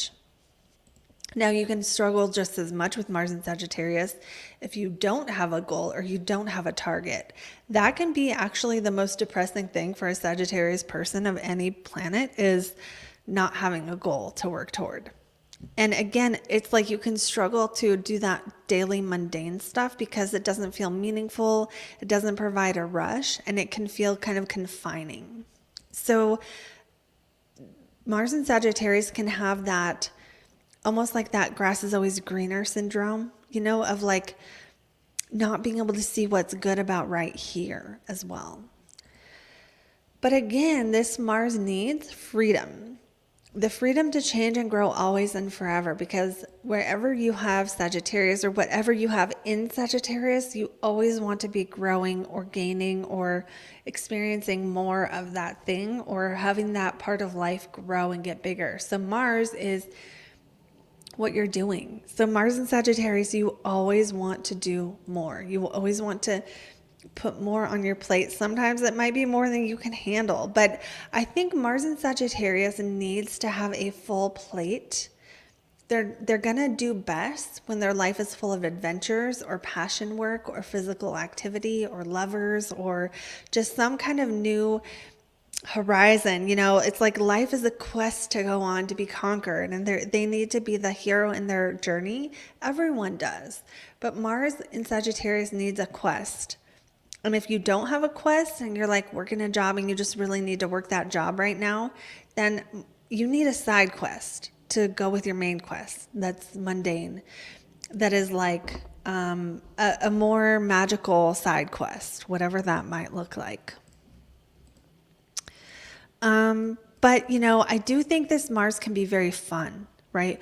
Mars in Sagittarius is like, it can be so fun. It can be so filled with knowledge and adventure and, visions and hope and positivity and optimism, because, it's ruled by Jupiter, and Jupiter just wants everything to be better and to know more and to have more wisdom and to be jolly and merry. So there really is a lot of good for this placement.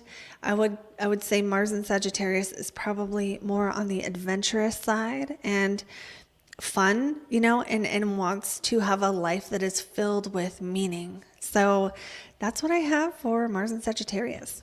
Going on now to our next Mars sign, which is going to be Mars in Capricorn.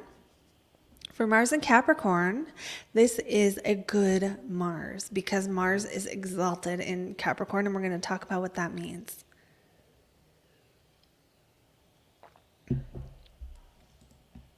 It means that Mars can do Mars things very well. In this case, it's the accomplishment that Mars in Capricorn can do so well, because it can delay that instant gratification and it can actually kind of enjoy sacrificing. My favorite example of Mars in Capricorn is David Goggins, because David Goggins is like this former Navy SEAL who, like, even when all of his SEAL stuff is over, he still wants to be a firefighter. I think he did the BUDS training like more than once, which you don't have to do. It's like he'll just keep putting himself in these hard situations. Like, he did this race, I think, one time where his legs were broken and he kept going. Like, crazy, crazy, crazy. I'm not saying you have to do all this stuff, but this is a really, really good example of someone who enjoys things being difficult, who has embraced challenge. Now, another thing, though, about this, and he's a perfect example, is that in order to get into the military, he had to lose a bunch of weight. And before that, he wasn't like this. So this is a good example of how just because your Mars functions best in a certain way doesn't mean you're doing those things of that Mars. You can do them or you cannot do them. And the thing is, if you're not doing them, if you're a Mars in Capricorn and you're not doing anything hard, you're not making any sacrifices, you're not, trying to reach a very big goal, you're going to not be very happy, probably. This Mars is ambitious, it's serious, it's responsible. Sometimes they put a lot of value on hard work. Sometimes they really value tradition. So Mars in Capricorn needs a big goal. Capricorn is ruled by the sea goat. And what does the sea goat do? It gets to the top of the mountain. So as a Mars in Capricorn, you need a mountain to climb. And the thing is about Mars in Capricorn, what makes it so good is that accomplishing the big goal is important to you, but it's not because you're going to be rich. It's not because you're going to be noticed. It's because you want the accolades, but only if you feel you deserve it. Mars in Capricorn doesn't want to cheat because they want to feel like they deserved to win. And they want to feel that feeling of like, I did it because I was capable. And so I do think this Mars, of all the Marses, could probably get down a bit if they're not achieving, if they feel stuck, because Capricorn does slow things down. And so it's like, if you feel stuck in life, if you feel like you're not achieving something, I would think that this Mars might feel that more, possibly. But other keywords of Capricorn that I feel like people just don't know are going to be integrity and virtue. Okay? Capricorn is about integrity. It's about virtue. People with Mars in Capricorn or a strong Saturn, are going to feel happiest when they are showing up on time, when they are doing what they say they'll do, when they are keeping their word. That's the same thing. When they're prioritizing important things and making sacrifices and doing what they feel is right. Okay? These are things that Mars and Capricorn people need to do in order to feel okay, in order to be in alignment with that Mars. And if you're struggling with Mars and Capricorn, try doing any of those things. Try doing anything that would make you a more responsible version of yourself, even if it's just like making your bed in the morning or something that displays discipline. Okay, discipline is your best friend. Self-control is your best friend if you have Mars and Capricorn. So also following the rules or doing what's right can be themes for Mars and Capricorn, because it's like I think of like government jobs or jobs where you have like really strict protocol and procedure you have to follow and you cannot go outside of those. That would be good for Mars and Capricorn because it's like they can do it. They can follow the rules. They can be in the military. They can be in the government. They can be in a strict job where you have to adhere to things. And now, when I say like doing what's right, doing the right thing, I'm not talking about being correct or getting your grammar correct. I'm talking about doing what's right from like a moral standpoint, like doing an honest day's work, or, having respect for doing things the way they're supposed to be done. We're supposed to push the button, so we push the button. We're supposed to, follow this rule or listen to our superior, so we're going to do it. Like, people with Mars and Capricorn can respect authority. They tend to have respect for authority, or they can respect authority or the way the rules are supposed to be. That can show up in different ways, though. It doesn't mean like everyone with Mars and Capricorn has traditional political values, or that they like the government. They can just respect the authority that they think is deserving of respect. Now, on to self-control and discipline. With Mars and Capricorn, you will approach your goals usually from a place of like, okay, what do I have to sacrifice to do this? And you're probably going to thrive the most if you're doing something where you get to have a lot of self-control. So it could be something like, it can be all kinds of different things, right? Like working long hours, or just not eating donuts, or, maybe you want your kids to have voice lessons, so you don't eat out and you make that sacrifice. It's like the ability to have self-control when you have Mars in Capricorn is like, that's when you're going to feel like you're really being you in the best way, or there's a satisfaction you can find from making sacrifices. Now, again, you need a mountain to climb, and sometimes you're going to be more energized doing something hard than you would be doing something easy. That's the thing about this Capricorn or this Mars, is that if it's easy, it might feel too easy and not satisfying. Like if you cheat and then you win as the Mars and Capricorn, you're like, that was pointless. I didn't try hard enough. I didn't really achieve that. And now that doesn't mean you can't accept gifts or something, but just that there's a part of you that needs to accomplish things and to do things that are hard in a way that might be physical labor. It might not be. It might be working a long time to get retirement. It might be something else in life. It might be like, I don't know, maybe with your kids, like you're helping them do something hard, and you're like working on some kind of achievement with them. But if you're not embodying any of this energy, sometimes it might feel kind of dark. So if you have Mars in Capricorn and you're in a dark place, it could be, just think like you have a mountain to climb no matter what it is. Like I said earlier, maybe it's making your bed and that's the mountain you climb. And then after that, it's something else. And it's like getting your life in order might be the mountain you're climbing first. So don't think that if you have Mars in Capricorn and you haven't like become the president of the whole wide world, that you are doing a bad job at having this Mars. It's just about where this Mars is going to thrive or not thrive.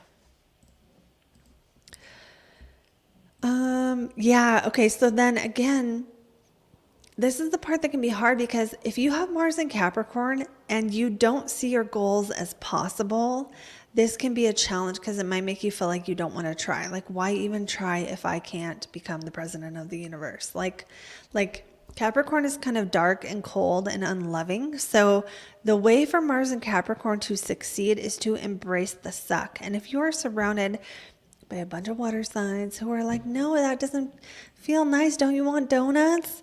Then just let me be the confirmation that whatever you're sacrificing as a Mars in Capricorn, as long as it's not interfering with your own health or well-being or something, you need sacrifice more than those people. Now, how is a Mars in Capricorn going to fight? I think the first way a Mars in Capricorn is going to decide what is worth fighting for. I think a lot of people with Mars in Capricorn might just be like, I'm not going to stoop to your level. I don't have time to fight with you, loser. It can be kind of like that, where what do you need to fight for? Like if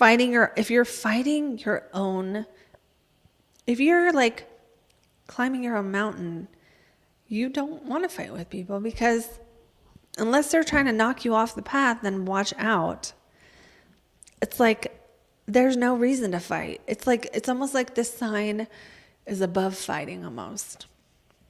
But if you need to fight for some reason, will you be able to? Hell yes. And you'll probably freaking have a friend in the government who can, like, really destroy that person's life if you want.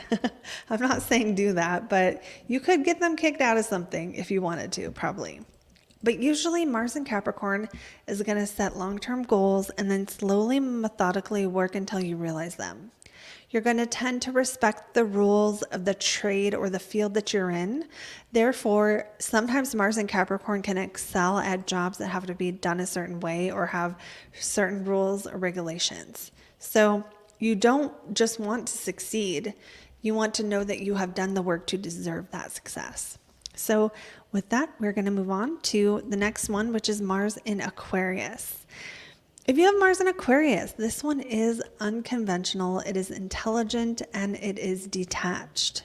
So my favorite example of Mars in Aquarius is Elon Musk. Whether you agree with what he's doing or not, you can really see he's just a good example of what a Mars in Aquarius might be doing, like trying to change the world, trying to improve the world, trying to innovate, trying to make the world a better place. Now, again, I'm not saying you have to agree with his way of doing that, but Mars in Aquarius is going to approach life in that perspective. They're most motivated to do things where they can either see how they will be making a difference or be able to be super smart about something. Usually it's going to be one or the other or both. Now, this might be to the person sitting across the table from you. You want to help them be more efficient in their business, or, help them see how they could do it better. And it's not always it's not like I have had experience with people with this placement who are really kind. So it doesn't have to be I'm so much smarter than you. I've met people like that who want to tell you how to do something. And you guys know what I'm talking about. They want to tell you how to do something, but really it's just their ego talking, and they just want to feel more important. My experience with Mars and Aquarius people don't do this. Mars and Aquarius people will actually tell you something that is valuable and useful. They'll give you some feedback that will help you make the situation better, and they are not going to bring all that ego into it. That's my experience of them. Sometimes the way they reach goals is different than other people. Now, that could be just something like they work remotely in a town where nobody else works remotely, or they're the one in the family who doesn't do hard labor, or something else like that, where what they're doing isn't always that different, but because of the way all the chips fall, they become the outsider somehow. They become it's the way they take action is a little bit different. So this could be a focus on efficiency, or just not be the normal way of doing things. Everyone else. I mean, I think of someone, why do I think of weird things? I just do. I think of someone who is I don't use Tupperware. I do it this way. I put my food in bags in the freezer, and it's okay, that's weird, but okay, that's your own little way of doing it, Mars and Aquarius. It could be something like that doesn't have to do with science or mental stuff, but is just the way I see it, this makes sense, not that. They will not just, a Mars and Aquarius will not just do something because everybody else is doing it unless they want to do that. Sometimes Mars and Aquarius can be a few steps ahead of the crowd, being on the leading edge. It doesn't have to be bad, but just like I said, you could work remotely in a town where nobody else is. So even though it's not that weird, you become the weirdo because you're just doing something other people haven't figured out yet. Now, the way you are passionate, though, is going to be detached. So Mars and Aquarius people, I think, they care about people, but in a way that's a little bit more on the intellectual side or based in data or information. So Mars and Aquarius people could be the one who people come to for information, and it's if you love someone and you have Mars in Aquarius, you're going to help them do things. You're going to tell them how to do things. They're going to come to you. You're going to be oh, here's the most logical, best way you could do it. And that's kind of how a Mars in Aquarius is going to care about you. Now, because Mars is in Aquarius, Aquarius is outside You know, it has this sort of exiled energy of kind of like not fitting in or feeling like an outcast. So sometimes people with Mars and Aquarius are going to be more motivated to help other people who don't fit in, or to, you know, create systems for those people who just are outsiders in some way, or who are not in the status quo, and they would prefer not to be in the status quo. They might have to work within it just like the rest of us, but usually there's something contrary, not contrary, but like revolutionary about that Aquarius placement. And you know, Mars and Aquarius, there's also that social justice element of like caring about people, but not in a up close and personal, warm and fuzzy kind of a way. It's like if you want to help people in recovery and you have Mars in Aquarius, then you might not want to go work in a treatment center and be there with them and like give them UAs and watch them pee. You might want to write a book about recovery and like share the information in a detached way where you can help someone without ever having to touch them or smell them or be that close to them. This does not mean people with Mars and Aquarius can't have families or relationships, but that the way that they naturally do things is just one step separated from people normally. So that is what I have for Mars and Aquarius. And I'm going to take a quick break, and then we are going to come back for Mars and Pisces.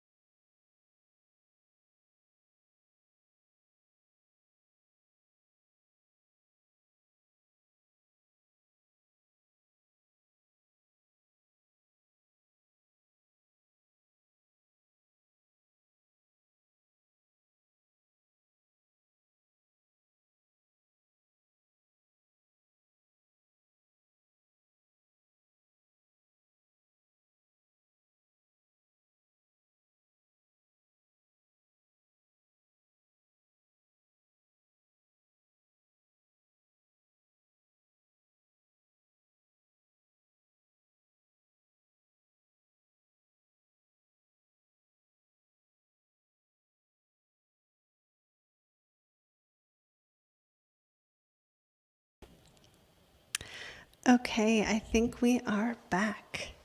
So we are back for, wait, let me fix that. Okay. We are back for our last but not least sign, which is Mars in Pisces. I actually love this Mars too, because they are so easy to be around. So let's get into Mars and Pisces and what it means. So Mars, I think a lot of people think Mars and Pisces is a bad Mars. I don't think it's a bad Mars. First of all, it has triplicity dignity, which means Mars is at home, not at home. Mars is comfortable in Pisces because it's a water sign, and Mars does have dignity in water and earth signs. Sorry, that protein shake is making my throat scratchy. So what does that mean? That means Mars is good at feeling, okay?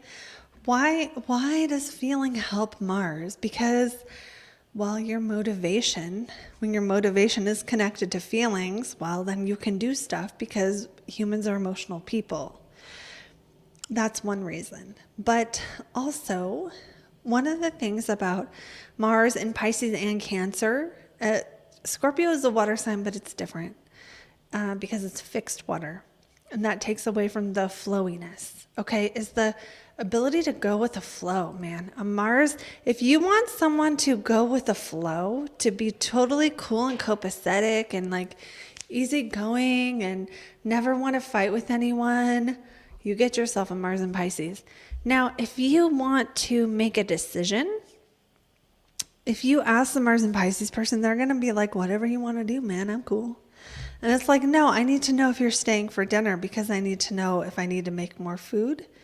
And they're like, whatever. And you're like, no, tell me, right? So it's like the Mars in Pisces can sometimes not want to make a very strong decision because it's just so watery and so like flowy and just wants to be able to feel what it feels in the moment. And that's the thing about Mars and Pisces is it's not that it can't make decisions. It's not that it can't do things or get things done. But some people with Mars and Pisces may find that they're more motivated by their feelings, and their feelings can come and go. But when I was reading up about this sign, one of the things that I saw that I love the most as far as the explanation of Mars in Pisces is that Mars and Pisces are escape artists. And that is a fact because this is something that Pisces kind of gets a bad rap for, is the escapism. But sometimes the ability to evade conflict through avoidance is quite a useful skill to have. So if you are flipping out on a Mars and Pisces person or you're mad at them, they're going to be really, really good at avoiding that conflict. And my example on this one that you guys may or may not like is actually Andrew Tate has Mars in Pisces. And it's square Saturn and Sagittarius. Now his is special because it's at like 3 degrees and it's conjunct a fixed star. But a lot of the things we're going to think about when we think of Mars and Pisces as far as like, oh, you're really compassionate, you're very caring, you're very, like care about the good of the whole. I wouldn't necessarily ascribe a lot of those qualities to Andrew Tate in the sense that you don't really imagine a fighter having Mars and Pisces, but a fighter could have Mars and Pisces. So we have to consider all types of people who could have this Mars in order for it to be accurate, right? So is there going to be a lot of people with Mars and Pisces who are going to be like lover, not a fighter?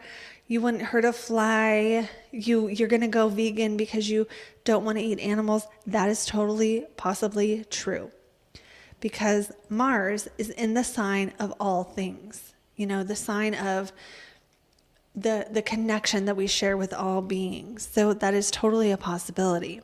But another possibility for Mars and Pisces would be have really strong beliefs, having an ability to work with art or storytelling, or to get lost in things, or even have like a poetic type of a nature.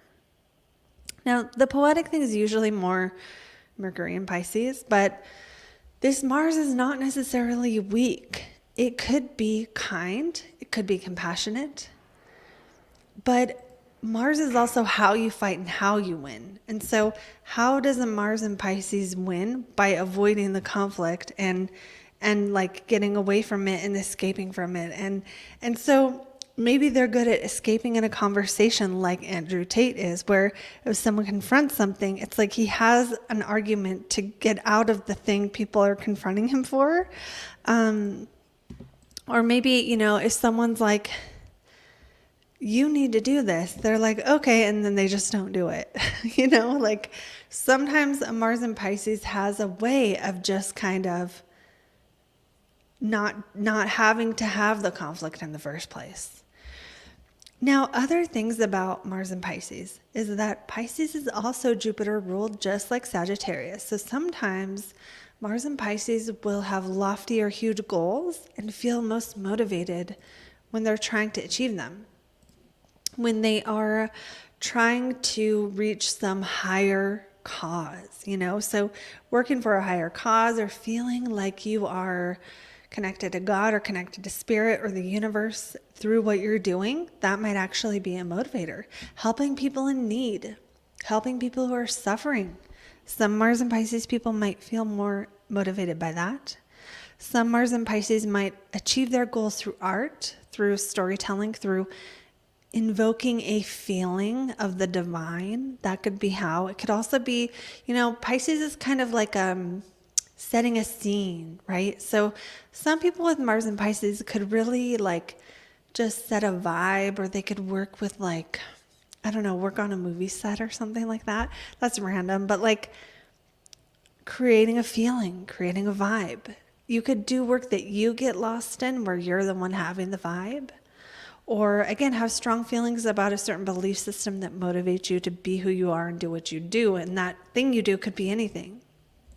Another way that Pisces placements sometimes express is by being able to do a little bit of everything. So think of someone who like works at a tattoo shop, right? And then they're the tattoo artist, they're the receptionist, they answer the phone, they do the billing, they do everything. That is not always going to be Mars and Pisces, but sometimes Pisces placements express in just doing a little bit of this over here and a little bit of that over there, and just being able to move from one thing to another thing seamlessly or gracefully.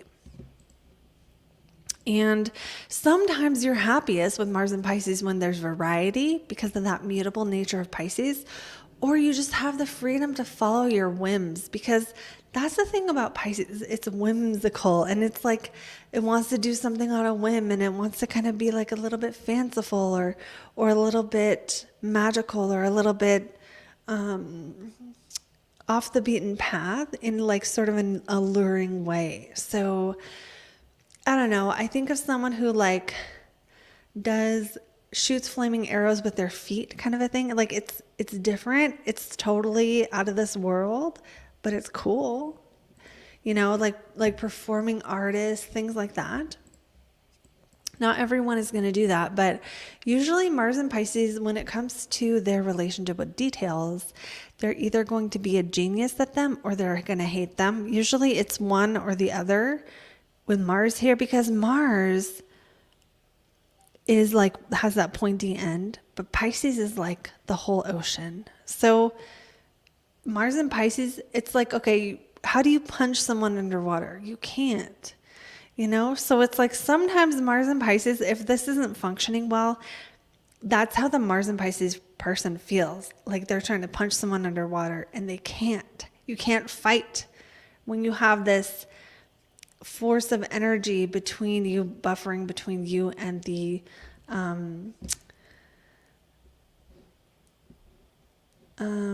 between you and the, sorry, hold on. this force of energy buffering the conflict. So it doesn't mean that you're powerless, but I do feel like Mars and Pisces may have more than your average times or experiences in life of powerlessness. And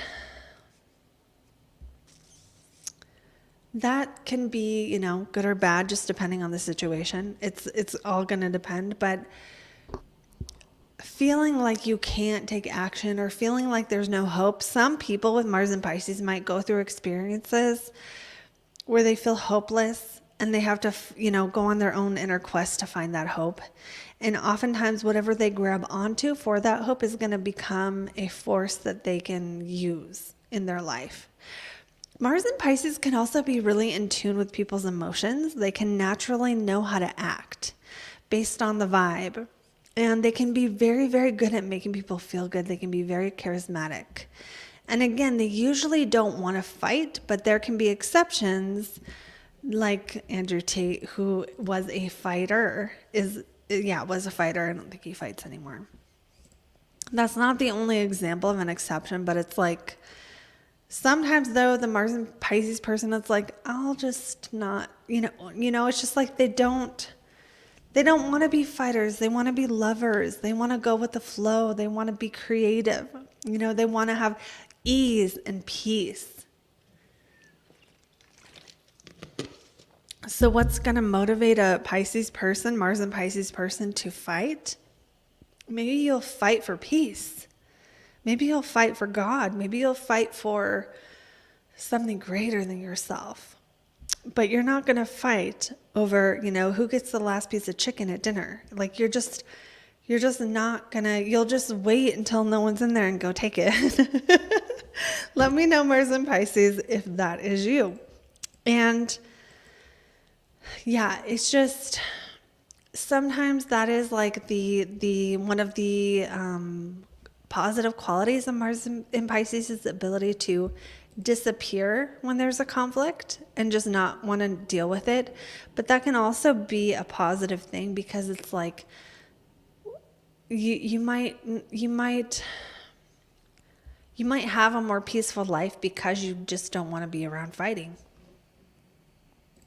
But if you had to fight, why would you fight? What would you fight for with Mars and Pisces? It's almost like you would fight to keep the peace, if that makes sense. Like if you think you have to fight for something in order to keep your life peaceful, that might be the thing you would fight for, is to keep that peace and ease happening. Okay. We have gone through all the Mars signs, and if you are wanting to know what to do next, you can watch the video I did on Mars through the houses. Or you can watch any of the other videos I did on the signs, which there's a bunch of them. There's a playlist on the channel, so you can go to the channel, go to playlists, and just check out all the planets and signs and planets and houses. The Planets and Houses series is one playlist of planets and houses. The planets and signs are in multiple playlists. So you got to find the playlist for the planet you want. Like, if you want Venus, you got to find that one. If you want Saturn, you got to find that one. So feel free to let me know in a comment. Did your Mars resonate? Did I get it? Did I miss something? Was it accurate? How did it land for you? And I do offer private readings. There is a link in the description if you would like to book with me. And that is all I have for you today. I will see you beautiful souls in the next video. Bye guys.